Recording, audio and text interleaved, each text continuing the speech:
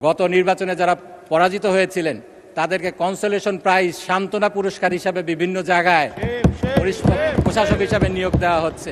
আমার বক্তব্যের শুরুতেই আপনার মাধ্যমে মাননীয় আইনমন্ত্রীকে ধন্যবাদ জানাতে চাই। তিনি তার অবস্থান পরিষ্কার করেছেন, কেন তিনি একই ইস্যুতে ভিন্ন ভিন্ন জায়গায়, যখন তিনি অ্যাটর্নি জেনারেল ছিলেন একটা পজিশন নিয়েছিলেন, এখন আইনমন্ত্রী হিসেবে ভিন্ন পজিশন নিচ্ছেন, সেটা ব্যাখ্যা করেছেন। আসলে আইনজীবী হিসাবে আপনিও জানেন, আইনমন্ত্রীও জানেন, আমিও জানি, আমরা আমাদের ক্লায়েন্টের কেস বিশ্বাস না করলেও আমাদের বেস্ট অ্যাবিলিটি দিয়ে আমাদেরকে প্রেজেন্ট করতে হয়। সেক্ষেত্রে মাঝে মাঝে পল্টনের বক্তৃতাও দিতে হয়। মাননীয় স্পিকার, এই বিষয়টা প্রাসঙ্গিক বলেই বলেছি। প্রাসঙ্গিক এই জন্যই আমি দেখাবো মাননীয় স্পিকার যে একই ইস্যুতে সংবিধানের আলোকে যেহেতু রাষ্ট্রপতির কোনো এখতিয়ার নেই, সেজন্য ওনারা সংবিধান জুলাই সনদ বাস্তবায়ন আদেশ এটার বিরোধিতা করেছেন। সেখানে অনেক সুন্দর সুন্দর কথা বলা হয়েছে এখতিয়ার বহির্ভূত, কালারেবল লেজিসলেশন, আরও বলা হয়েছে ভয়েড অ্যাব ইনিশিও। এবং আমাদের মাননীয় স্বরাষ্ট্রমন্ত্রী নেই, তিনি বলেছেন রাষ্ট্রপতি পারেন না, তাকে যেটা পারানো হয়েছে। মাননীয় স্পিকার, এখানে আমি দেখাবো এই অধ্যাদেশটিও, যে অধ্যাদেশটি এখন আইন হিসাবে পরিগণিত করার জন্য বিল আনা হয়েছে, সেটিও আসলে রাষ্ট্রপতি পারতেন না, তাকে দিয়ে পারানো হয়েছে জোর করে। মাননীয় স্পিকার, যে অধ্যাদেশগুলো জারি করা হয় সেই অধ্যাদেশগুলো সংবিধানের 93 অনুচ্ছেদ অনুযায়ী জারি করা হয়। সেখানে পরিষ্কারভাবে বলা হয়েছে, 93-এর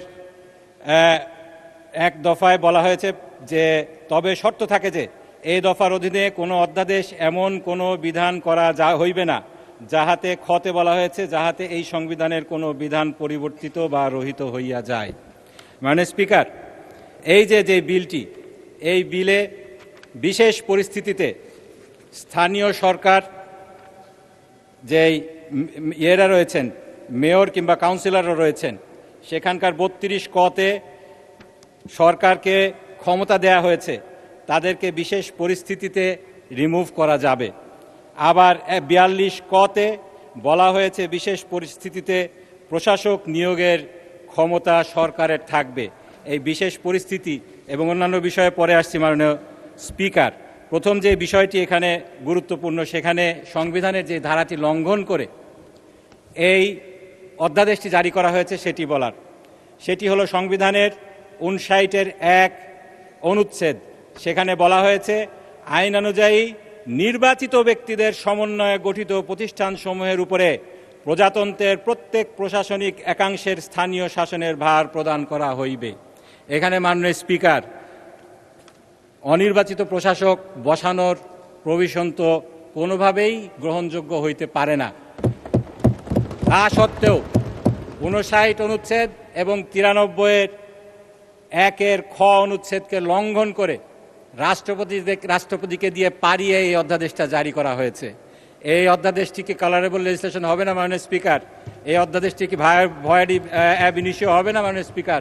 এই অধ্যাদেশটি কি এখতিয়ার বহির্ভূত হয়নি মাননীয় স্পিকার?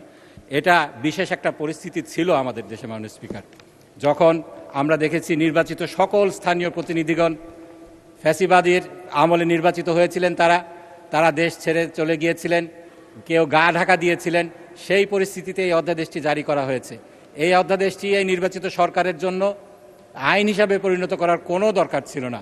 আপনি খুব ভালোভাবে জানেন মাননীয় স্পিকার, কারণ আপনি একজন প্র্যাকটিসিং ব্যারিস্টার। এইটা নিয়ে আমাদের দেশে একটি বিখ্যাত মামলা রয়েছে। সেই মামলাটির নাম কুদরতে এলাহি পনির বনাম বাংলাদেশ, 1992 সালের মামলা। তখন এরকম একটা পরিস্থিতি ছিল মাননীয় স্পিকার, তৎকালীন স্বৈরাচারী এরশাদ সরকার, তার পতনের পরে তৎকালীন তত্ত্বাবধায়ক সরকার, অন্তর্বর্তীকালীন সরকার উপজেলা পরিষদ ভেঙে দেয় এবং প্রশাসনিক কর্মকর্তা নিয়োগ করে। সেটার বিষয়ে তৎকালীন সোনারগাঁও উপজেলা পরিষদের চেয়ারম্যান ছিলেন যিনি কুদরতে এলাহি পনির, তিনি সহ কয়েকজন হাইকোর্টে রিট পিটিশন দায়ের করেন। সেই রিট পিটিশনে ক্যাটাগরিক্যালি বলা হয়েছে সংবিধানের 59-60 অনুচ্ছেদ অনুযায়ী নির্বাচিত স্থানীয় সরকার গঠন করা বাধ্যতামূলক। মাননীয় স্পিকার, এক্ষেত্রে প্রথমত সংবিধানকে ভায়োলেট করা হয়েছে। 93-এর অনুচ্ছেদ, সেই অনুচ্ছেদে রাষ্ট্রপতির কোনো এখতিয়ার নেই সংবিধানের কোনো অনুচ্ছেদকে ভায়োলেট করে একটি অধ্যাদেশ জারি করা।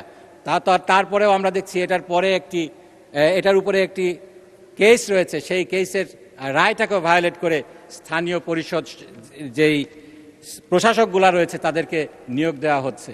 আমরা দেখছি মাননীয় স্পিকার, এখন যেটা করা হচ্ছে, গত নির্বাচনে যারা পরাজিত হয়েছিলেন তাদেরকে কনসোলেশন প্রাইজ, সান্ত্বনা পুরস্কার হিসাবে বিভিন্ন জায়গায় প্রশাসক হিসাবে নিয়োগ দেওয়া হচ্ছে।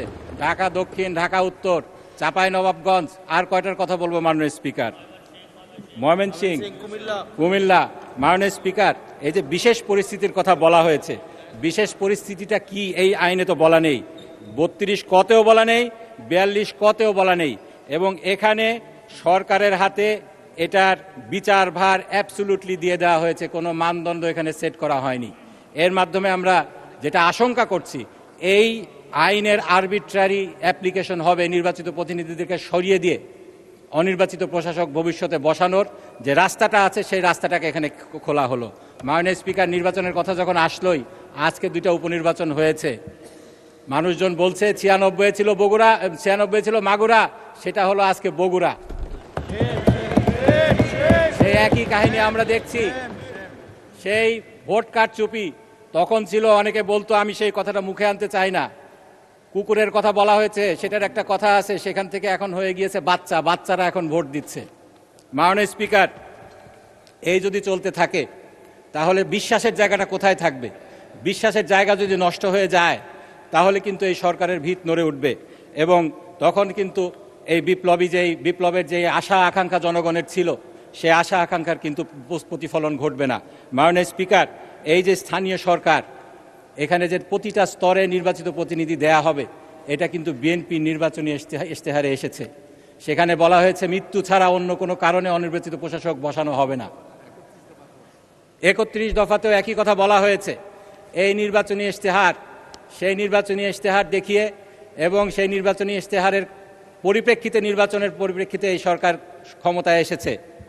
সেই সরকার নির্বাচনী ইশতেহার ভঙ্গ করা, বলা হয়েছে জুলাইয়ের বিপ্লবের জুলাই সনদ বাস্তবায়ন আদেশ নাকি অন্তর্হীন প্রতারণার দলিল। এখন কি সেই 31 দফাও অন্তর্হীন প্রতারণার দলিল হয়ে যাবে মাননীয় স্পিকার? একই সাথে নির্বাচনী ইশতেহার, এটা আপনার মাধ্যমে যিনি আজকে ভারপ্রাপ্ত মন্ত্রী আছেন তার কাছে সেটার জিজ্ঞাসা। মাননীয় স্পিকার, এক্ষেত্রে অনেক কিছুই বলা হয়েছে। আজকে যে এখতিয়ারের প্রশ্ন এসেছে, সেই এখতিয়ারের প্রশ্নে আমাদের মাননীয় আইনমন্ত্রী বলেছিলেন যে সংসদ নাকি আদালতের রায় মানতে বাধ্য না, আদালতের ডিকটেশন মানতে বাধ্য না। তিনি চালাক মানুষ, তিনি বলেননি যে আদালত যেটা বলছে নাল অ্যান্ড ভয়েড। যেখানে আদালত বলছেন রিভাইভড অ্যান্ড রিস্টোর্ড অটোমেটিক্যালি, সেটা রিভাইভ অ্যান্ড রিস্টোর্ড হবে না, এটা তিনি বলেননি। তিনি একটি উদাহরণ দিয়েছিলেন 8ম সংশোধনীর। সে 8ম সংশোধনীর মাধ্যমে এই সংবিধানের 100তম যে অনুচ্ছেদ আছে সেটাকে অটোমেটিক্যালি ডিলিট করা হয়েছিল মাননীয় স্পিকার। সেদিন আমার যে প্রশ্নটা হলো, এই 100তম যে অনুচ্ছেদ, এটা কি সংসদে পাশ করে ডিলিট করতে হয়েছিল নাকি এটা অটোমেটিক্যালি ডিলিট হয়ে গিয়েছিল? মাননীয় স্পিকার, সেদিন এটি অটোমেটিক্যালি ডিলিট হয়ে গিয়েছিল। সংসদে হাইকোর্টের যে বিকেন্দ্রীকরণের বিষয়টা ছিল সেটা সেদিন অটোমেটিক্যালি ডিলিট হয়ে গিয়েছিল। মাননীয় স্পিকার, আমি যেটা সকালবেলা বলেছিলাম সেটা আবার বলতে চাই। 16তম সংশোধনীর মামলার রায় সুপ্রিম কোর্ট ক্যাটাগরিক্যালি বলেছে, যেখানে বিচার বিভাগকে অন্য অঙ্গের অধীনস্থ করার চেষ্টা করা হয়েছে, সেটা স্বয়ংক্রিয়ভাবে অসাংবিধানিক হয়ে যাবে, ইপসো ফ্যাক্টো হয়ে যাবে। একই জিনিস এখানে অ্যাপ্লিকেবল হবে মাননীয় স্পিকার। যেহেতু এই অধ্যাদেশটি এখতিয়ার বহির্ভূতভাবে করা হয়েছে, যেহেতু এই অধ্যাদেশের মাধ্যমে সংবিধানের একটি অংশকে লঙ্ঘন করা হয়েছে, যেহেতু এই অধ্যাদেশের মাধ্যমে আদালতের একটি সেটেল রায় যেটা রয়েছে সেই রায়কে লঙ্ঘন করা হয়েছে, এটি কোনোভাবে একটি নির্বাচিত সরকার আইনে পরিণত করতে পারে না।